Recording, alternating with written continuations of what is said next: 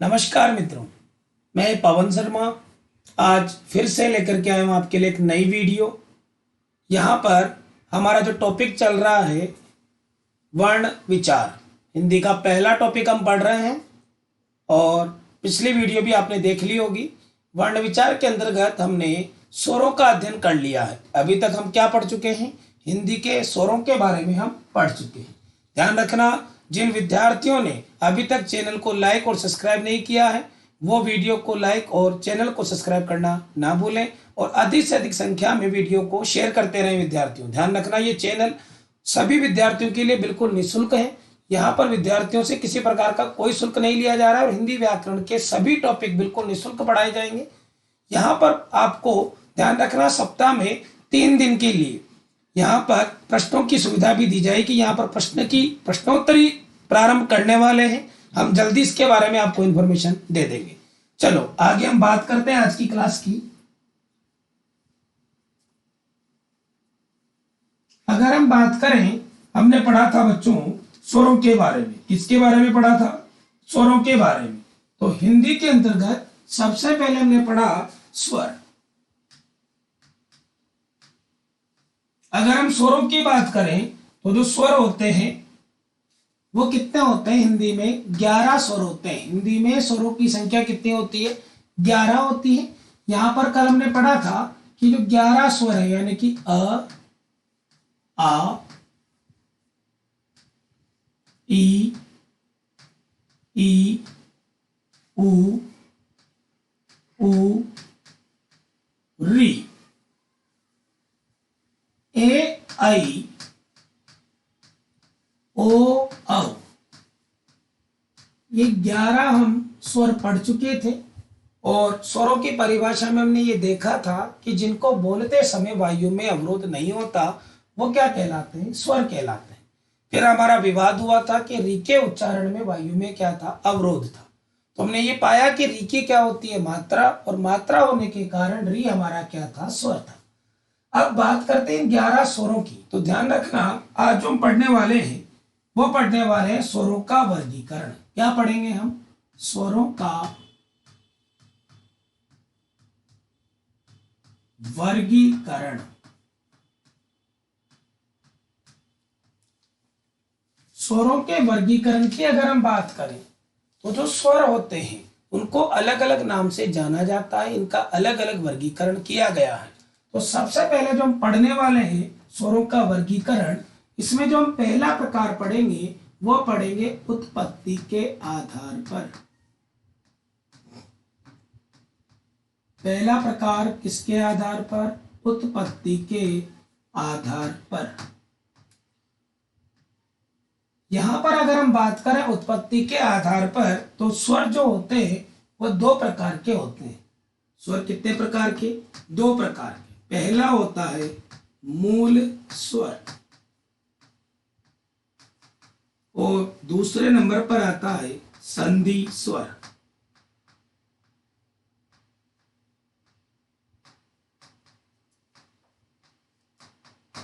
पहला मूल स्वर है और दूसरा संधि स्वर है। यहां पर मूल स्वर किसे कहते हैं या संधि स्वर किसे कहते हैं, पहले हम डेफिनेशन समझेंगे। उत्पत्ति के आधार पर 2 प्रकार बताए। तो पहला मूल स्वर है, दूसरा संधि स्वर है। मूल का मतलब होता है ऐसे स्वर जिनके टुकड़े नहीं होते, जिन स्वरों का विभाजन या विच्छेद नहीं हो सकता, यानी कि जिनके टुकड़े नहीं होते वे सभी स्वर क्या कहलाते हैं? मूल स्वर। आ गई बात समझ में? 11 स्वरों में से वे स्वर जिनके टुकड़े नहीं होते वो क्या कहलाते हैं? मूल स्वर। और दूसरा शब्द लिखा हुआ है संधि स्वर। संधि का मतलब होता है मेल या मिलना। संधि का मतलब क्या होता है? मेल या मिलना, यानी कि जिन स्वरों के टुकड़े हो सकते हैं, जिनका विभाजन हम कर सकते हैं, उन्हें क्या कहते हैं? संधि कहते हैं, क्योंकि संधि होती है 2 वर्णों का मेल। तो ऐसा हम कहेंगे कि जिनका टुकड़ा किया जा सकता है या जिन स्वरों का विभाजन या विच्छेद हो सकता है उनको कहेंगे संधि स्वर। तो ध्यान रखना, टोटल स्वर कितने अपने पास? 11 है। ध्यान रखना, ऊपर लिखे हुए हैं। इन 11 स्वरों में से कितने स्वर मूल स्वर है और कितने स्वर संधि स्वर है? तो पहला स्वर आता है अ। क्या अ का टुकड़ा कभी होता है? अ स्वर का कभी आपने टुकड़ा देखा है? नहीं होता, यानी कि जिन स्वरों के टुकड़े नहीं होते वो किस में आएंगे, मूल स्वर में। तो अ कौन सा स्वर है, मूल स्वर है। इसी प्रकार ई, उ और री, ये चार स्वर ऐसे हैं जिनके हम टुकड़े नहीं कर सकते, जिनका विभाजन नहीं हो सकता, वे सभी स्वर किसके अंतर्गत आएंगे, मूल स्वर के अंतर्गत आएंगे। बात करें संधि स्वरों की, तो जिनका विभाजन हो सकता है, यानी कि जिनके टुकड़े हो सकते हैं, तो पहला स्वर है आ। इस आ के भी टुकड़े होते हैं। आ के टुकड़े क्या होते हैं, हमने पढ़ा है, आ का जो टुकड़ा होता है वो होता है अ धन अ। इन दोनों के निर्माण से आ बनता है, तो जिसके टुकड़े हो सकते हैं वो क्या कहलाएंगे, संधि स्वर। आगे बात करते हैं अगला। अगला स्वर है ई। तो ई के भी टुकड़े होते हैं, हमने देखा है। ई के टुकड़े क्या होंगे, ऋस्व ई और फिर ऋस्व ई, दोनों ही मिलकर क्या बनेगा, बड़ी ई बनेगी। इसी प्रकार तीसरा स्वर आता है यहां पर उ, और उ का निर्माण कैसे होता है, उ और उ से, यानी इसका भी विभाजन हो सकता है। आगे बात करते हैं अगले स्वर की। तो अगला स्वर आता है आपका ए, और ए का निर्माण किससे होता है, ए का निर्माण होता है अ और ई से। इसी प्रकार आई है, और आई का निर्माण किससे होगा, आई है, ओ है और औ है। ये पूरे के पूरे स्वर किसके अंतर्गत आते हैं, संधि स्वर में आते हैं। यहां पर बने कैसे हैं ये देख लेते हैं। यहां पर आई जो है वो बनता है अ और ए से, ध्यान रखना किससे बनता है, अ और ए से बनता है। इसी प्रकार ओ जो बनता है वो बनता है अ और उ से बनता है, और औ जो बनता है वो बनता है अ और ओ से। तो जिन स्वरों का विभाजन हो सकता है, यानी कि जिनके टुकड़े हो सकते हैं, वो सभी स्वर क्या है, संधि स्वर है। तो संधि स्वरों की संख्या कितनी है, 7 है। ध्यान रखना ये संख्या में कितने संधि स्वर, संधि स्वर संख्या में कितने हैं, टोटल 7 है। मूल स्वर कितने, 4 है। तो 7 और 4 कितने हो गए, 11। तो उत्पत्ति के आधार पर स्वरों को दो भाग में बांटा है, पहला है मूल स्वर, दूसरा है संधि स्वर। जिन स्वरों के टुकड़े नहीं होते, सीधा सा रटना कुछ भी नहीं है, केवल मजे से समझना है, रटना नहीं है। कि जिनके टुकड़े नहीं होते, तो अ का टुकड़ा नहीं होता, ई का नहीं होता, उ का नहीं होता, री का नहीं होता। तो जिनके टुकड़े नहीं होते वो क्या है, मूल स्वर है। और जिनके टुकड़े हो जाते, नाम से ही आपको पता लग रहा है संधि। संधि का मतलब होता है मेल, यानी कि जिनके टुकड़े हो सकते हैं वो क्या कहलाएंगे, संधि स्वर। आप इसे नोट करें। तो उत्पत्ति के आधार पर दोनों भेद। आगे हम बढ़ते हैं।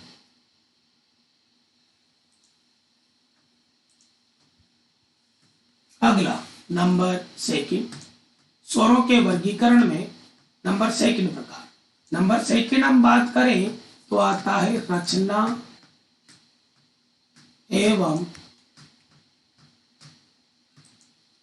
बनावट के आधार पर। किसके आधार पर, रचना एवं बनावट के आधार पर। रचना का मतलब क्या होता है, निर्माण। रचना का मतलब क्या होता है, निर्माण। की वर्ण बने कैसे हैं, उनकी बनावट कैसी है, इस आधार पर अगर हम स्वरों की बात करें तो जो स्वर होते हैं वो दो प्रकार के। पहला होता है मूल स्वर, और दूसरा होता है संधि स्वर।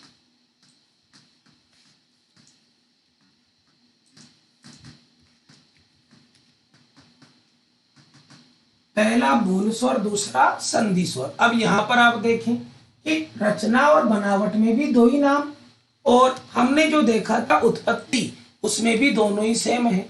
यहां पर मूल स्वर में क्या आएगा, अ, ई, उ और री। ये चारों स्वर किसमें आएंगे, ये चारों स्वर आएंगे मूल स्वर में। और संधि स्वर में आता है आ, बड़ी ई, बड़ा ऊ, ए आई, ओ औ। ये टोटल मिलाकर कितने हो जाते हैं, 7 हो जाते हैं। कितने हो जाते हैं, 7। 7 और 4 कितने हो गए, 11 हो गए। लेकिन यहाँ पर देखें, अब ये चीजें तो हम उत्पत्ति में भी पढ़ चुके हैं कि उत्पत्ति में भी दोनों ही नाम थे, एक का नाम था मूल स्वर, दूसरे का नाम था संधि स्वर। तो रचना और बनावट और उत्पत्ति में क्या डिफरेंस है, यानी कि क्या अंतर है, इसको समझते हैं। यहाँ पर अब क्या होगा, ये जो संधि स्वर है, इन संधि स्वरों के भी भेद है। संधि स्वरों के भी दो भेद हैं। पहला जो भेद है यहाँ पर अगर हम बात करें पहले भेद की, तो पहला भेद आता है मूल संधि स्वर। ध्यान रखना ये भेद किसका है, ये जो भेद है वो है संधि स्वर का। और दूसरा जो भेद आता है वो आता है संयुक्त संधि स्वर।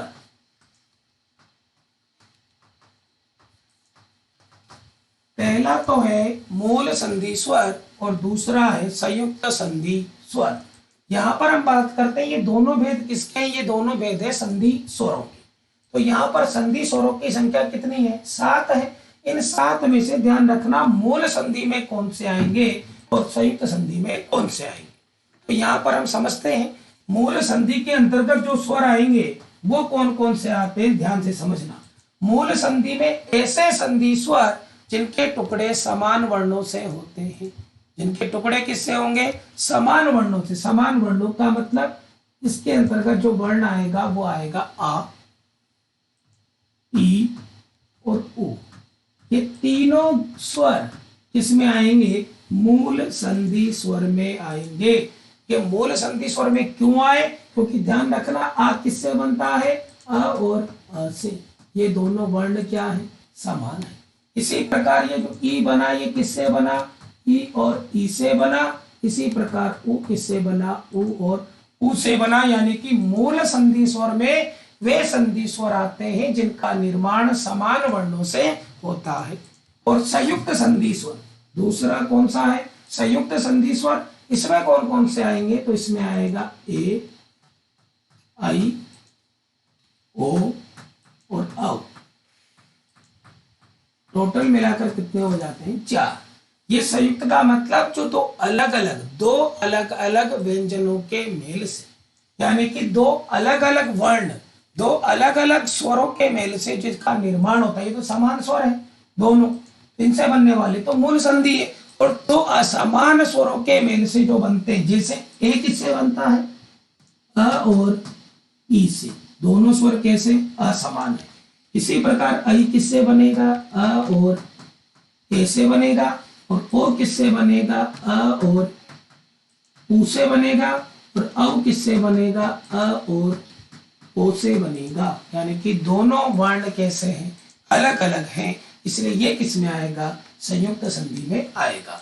तो रचना और बनावट के आधार पर हमने देखा पहला कौन सा, मूल स्वर, और दूसरा कौन सा, संधि स्वर। पहले तो 11 को 2 भाग में बांटा, फिर संधि स्वर जो है इसको भी कितने भाग में बांटा, 2 भाग में।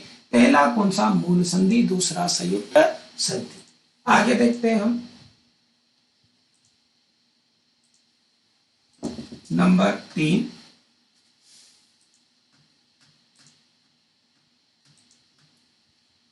नंबर 3 है मात्रा एवं उच्चारण के आधार पर। ध्यान देना, हम पढ़ रहे हैं नंबर 3 स्वरों का वर्गीकरण मात्रा और उच्चारण के आधार पर। मात्रा का मतलब क्या होता है, मैंने पहले भी बताया था कल वाली पिछली वीडियो में। जिन्होंने वो वीडियो नहीं देखी है वो उस वीडियो को देख लें सभी विद्यार्थी।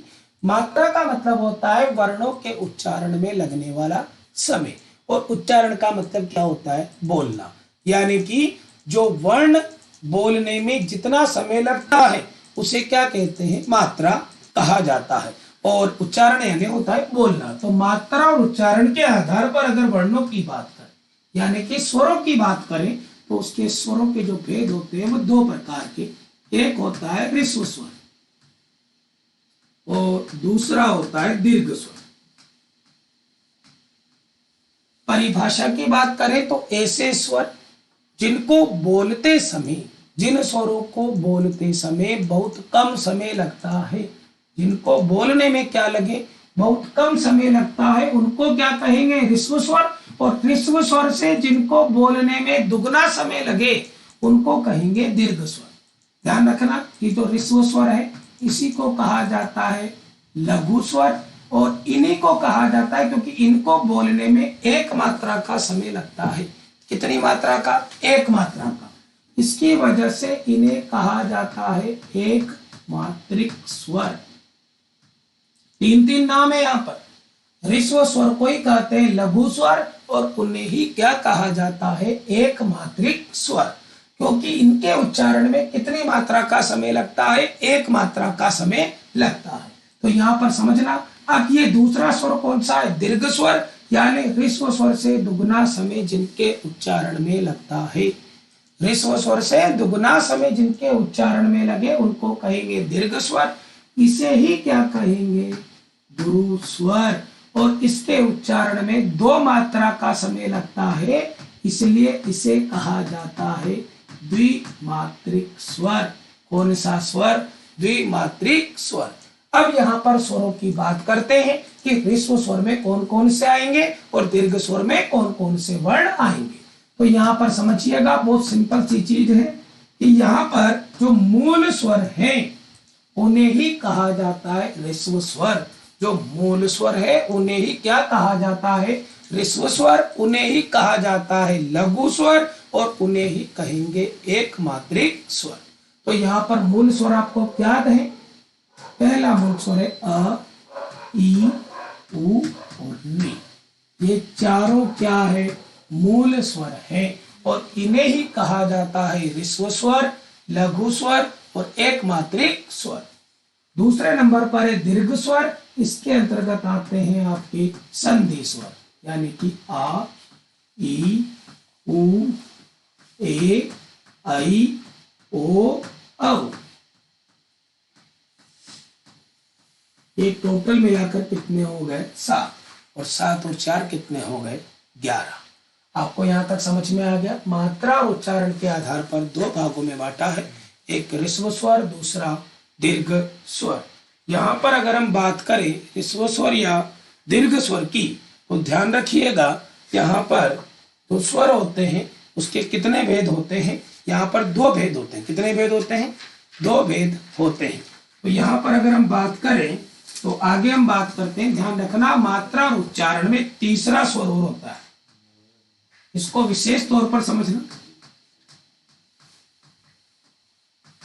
तीसरा जो स्वर होता है वो होता है प्लुत स्वर।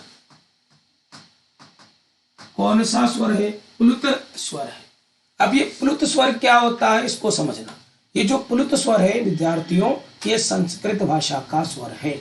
कौन सी भाषा का स्वर है, संस्कृत भाषा का स्वर है। प्लुत स्वर का जो प्रयोग है वो कौन सी भाषा में होता है, वो होता है संस्कृत भाषा में। पहली इंपॉर्टेंट बात,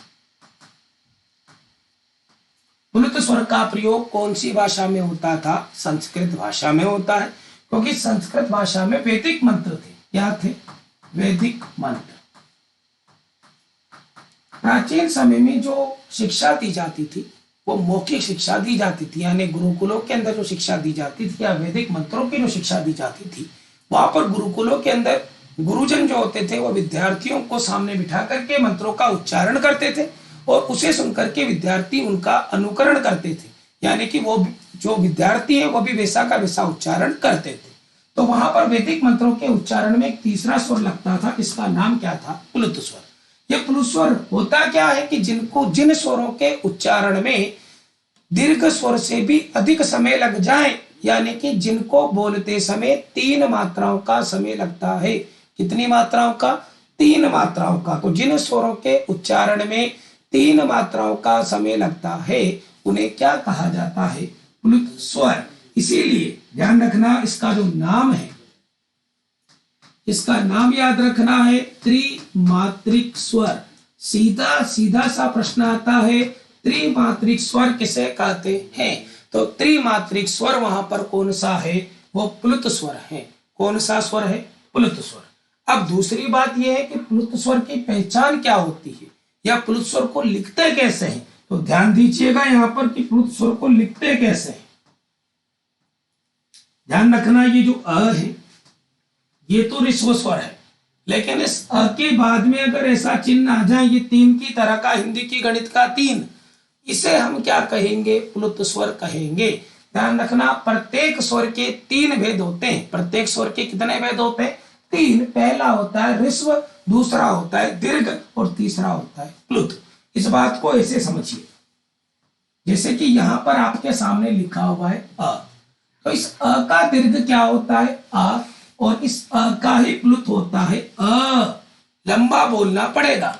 इसी प्रकार यहां पर अगर अपन बात करें तो यहां पर क्या लिखा हुआ है, ई, और ई का जो दीर्घ है, इस ई का दीर्घ होता है बड़ी ई, और इसका जो प्लुत बनेगा वह बनेगा ई लिखो और ई के बाद में ये चिन्ह, तो ये इसका क्या बन गया, प्लुत बन गया।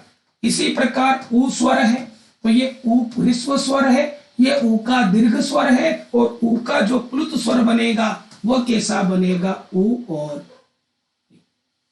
कंप्लीट है। तो आपको केवल ये चिन्ह देखना है। इस चिन्ह की मदद से आप पहचान सकते हो कि यहाँ पर कौन सा स्वर है, यानी कि प्लुत स्वर है। एग्जाम में भी इसी तरीके के प्रश्न आते हैं। ध्यान रखना विद्यार्थी, प्रश्न कैसे आते हैं, वो आपको 4 ऑप्शन देगा। कितने ऑप्शन देगा, 4 ऑप्शन आप लोगों के सामने रखेगा।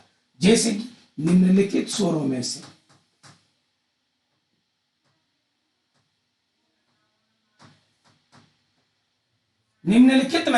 कौन सा स्वर प्लुत है, आप यहां पर देख रहे हैं, और यहां पर आप कमेंट करके बताएं कि ए बी सी डी इन चारों में से कौन सा प्लुत स्वर है। तो यहां पर हम देख रहे हैं पहले ऑप्शन में ए ऑप्शन के अंदर ई लिखा हुआ है, फिर ए लिखा हुआ है, और सी ऑप्शन में अ लिखा हुआ है, अ, लेकिन इसके पीछे चिन्ह है। तो आपको किससे पहचानना है, चिन्ह से पहचानना है कि यहाँ पर प्लुत स्वर कौन सा है। तो ध्यान रखना, इसका जो आंसर आएगा वो आएगा सी ऑप्शन, यानी कि प्लुत स्वर। यानी कि प्लुत स्वर का कहां पर प्रयोग हुआ है, सी ऑप्शन में प्रयोग हुआ है। ध्यान रखना विद्यार्थियों, हमने क्या पढ़ा है, मात्रा और उच्चारण के आधार पर स्वरों को कितने भाग में बांटा, 3 भाग में बांटा, ऋस्व, दीर्घ और प्लुत। इस प्लुत का जो प्रयोग था वो कौन सी भाषा में होता है, संस्कृत में, और इसे लिपि में इस तरीके से लिखते हैं। आज हमने स्वरों के वर्गीकरण के बारे में पढ़ा है, और 3 प्रकार से हम स्वरों का वर्गीकरण पढ़ चुके हैं। हमने उत्पत्ति पढ़ा है, फिर रचना एवं बनावट पढ़ा है, और तीसरा पढ़ा है हमने मात्रा और उच्चारण के आधार पर। आज के लिए विद्यार्थियों इतना ही है। आगे आने वाली वीडियो के लिए चैनल को सब्सक्राइब करें, और वीडियो को ज्यादा से ज्यादा आप शेयर करें, ताकि विद्यार्थियों को इसका फायदा मिल सके। ध्यान रखना विद्यार्थियों, अभी हमारे चैनल पर जो क्लासें चल रही है वो थ्योरेटिकल चल रही है, लेकिन जल्द ही 1-2 दिन के अंदर हम आपके लिए एक प्रश्नावली, एक प्रश्नों की श्रृंखला लेकर के आने वाले। ध्यान रखना, वह प्रश्न बहुत ही ज्यादा इंपॉर्टेंट है प्रतियोगी परीक्षा के लिए। जो पिछली प्रतियोगी परीक्षा में पूछे गए प्रश्न है, और आगामी जो परीक्षा है, जैसे एग्रीकल्चर सुपरवाइजर है, बीएसटीसी है, या पीटीईटी है, या किसी भी प्रकार का आप एग्जाम हिंदी विषय जहां पर आता है, वो सभी प्रश्न आप लोगों के लिए बहुत ज्यादा इंपॉर्टेंट होने वाले हैं। तो आप चैनल को ज्यादा से ज्यादा सब्सक्राइब करें, और वीडियो को शेयर करना ना भूलें। धन्यवाद।